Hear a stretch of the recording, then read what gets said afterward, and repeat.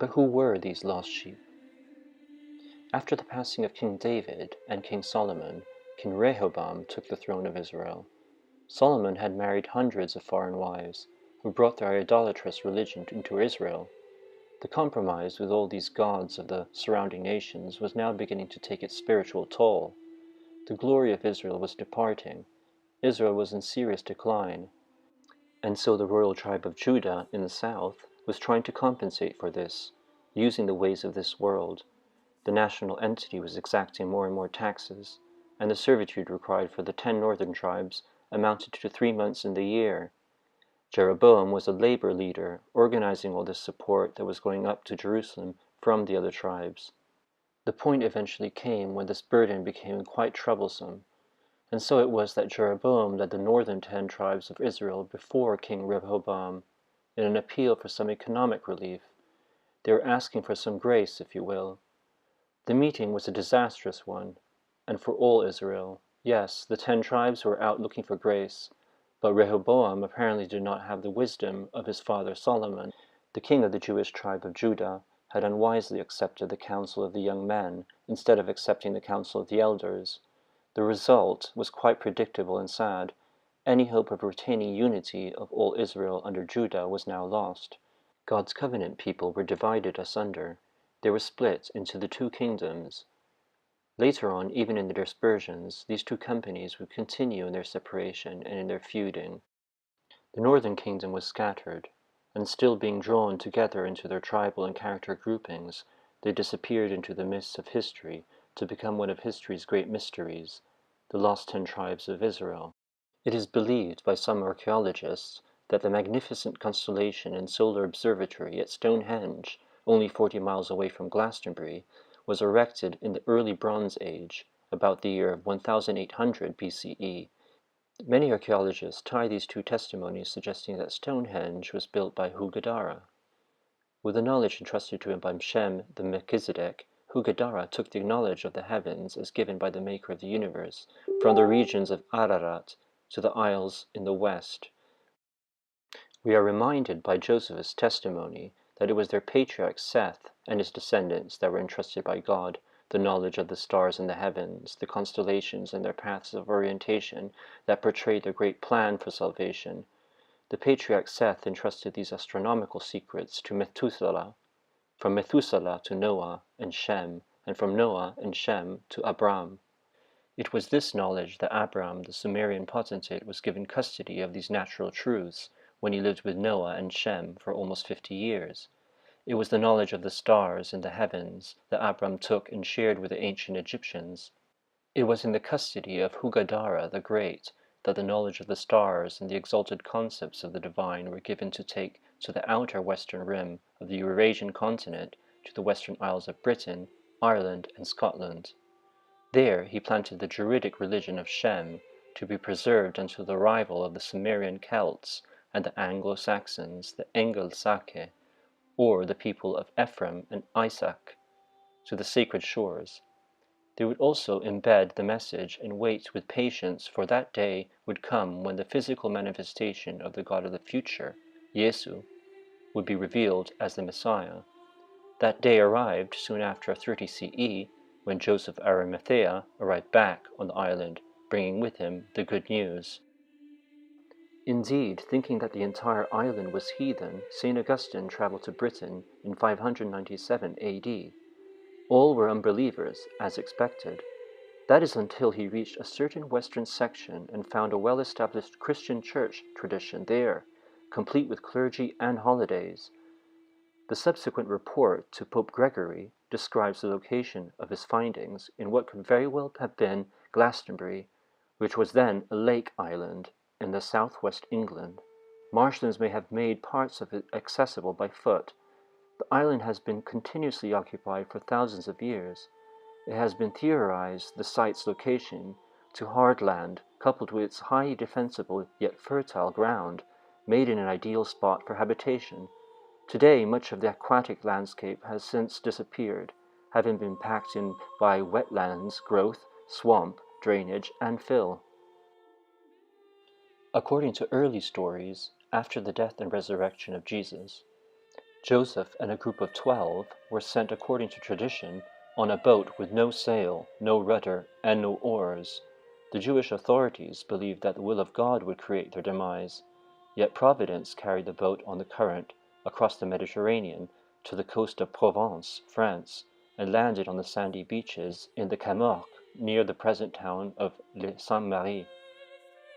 It is said that within this boat was a company of 12 that included Joseph of Arimathea, Mary Cleopas, Mary Salome, and Sarah, handmaiden Mary Magdalene, Martha with Marcella, handmaid, Clement, or Clement of Rome, Eutropius, who later went to Orange, Sidonius, the man born blind whom Jesus healed in the Gospel of John 9:1-38.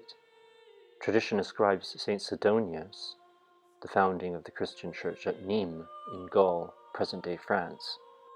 Saint Lazarus, the brother of the sisters Mary and Martha, and whom Jesus restores to life 4 days after his death, converts many people to Christianity in Marseille and becomes the first bishop of Marseille, after traveling there with his sister Mary Magdalene, who later on settled in a cave in Saint-Baume and worked to convert the pagans of that area.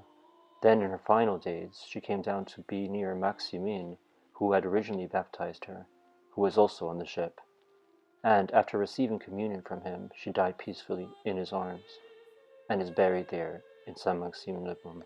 Their sister, Saint Martha, came to the territory of Aquense, and there converted the people to the faith.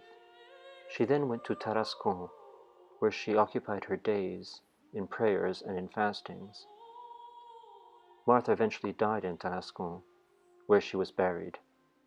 Her tomb is located in the crypt of the local collegiate church. Near the landing site of their ship was the great city of Marseille, one of 4 of the greatest cities of the Roman world in the 1st century. The city of Marseille had a rock harbor with dry docks and an armory. The Ephegium was the prized temple dedicated to Diana of Ephesus. There also was a temple dedicated to the Delphians of Apollo. The city was controlled by a well-regulated aristocracy called the Council of 600. Here in Marseille was Philip, the friend of Joseph and his company. He had come earlier under instructions by Peter to scout out the region of Gaul and begin to establish the mission of Jesus on the European continent above the area already started by James the Greater. Philip took charge of the company, and during this interim he dedicated Joseph with the apostolic commission as bishop to Britain. An emissary must have been sent ahead to the British Silurian royalty. Here Joseph followed the traditional path of the ancient tin traders. From Marseille they traveled to Narbonne on the southern coast of France. They then traveled by horseback across central Celtica, or France. At Morlaix, so the traditions say, Joseph and his company were met by a British juridic delegation, led by Arviragus, the crown prince of the Silurian tribe in the dukedom of Cornwall. He was the son of Cunobelinus, the Cymbeline of Shakespeare fame, and cousin to the renowned British Pendragon and warrior Caradactus. This tribe represented the most powerful tribe confederation on the Isle of Britain. They then took a ship across the English Channel to St. Michael's Mount, called Ichthys, as it was the loading dock for the tin that would be shipped by east from the town of Marazion. From Marazion, they would travel through the marshy islands to Glastonbury. Here they would be met by a second delegation, with King Guiderius and an entourage of nobles. The first official act by Arviragus was to present to Joseph a charter with 12 hides of land, one for each disciple, as a perpetual gift, free of tax. At the equivalence of 160 acres per hide, there was given about 1,920 acres for the first Christian mission in the Isles. This charter is still existing today, recorded in the British Royal Archives. It was recorded in the Domesday Book, recorded by authority of William I, the Conqueror, first Norman king in England in 1066 AD. Here, in isolation and protection, one of the greatest mission stations was built. It was written by Gildas, 500 AD, the foremost early British historian who wrote in his De Excidio Britanniae, "We certainly know that Christ, the true Son, afforded his light the knowledge of his precepts to our islands in the last year of Tiberius Caesar, 37 to 38 A.D. Careful historical reconstruction confirms that this could have only been Joseph who initially went to the Isles and brought the good news. At the site was already built a wattled church, which, 400 years later, would be claimed by Augustine the Great, the doctor of the Roman Church, was built by the hands of our Lord. There, also at a site, was a natural spring, now called the Chalice Well, where the 12 lived in individual huts built in a circle. This became the tradition of the anchorites, which lasted for hundreds of years, for whenever one would leave or die, another anchorite would be appointed. At this site was the beginning of the first Christian school, an institution of higher learning. Within the Celtic culture, the religious, spiritual leadership and education was entrusted into the hands of the Druidic priests. The Druids in the British Isles ran one of the largest educational and university systems in the ancient worlds.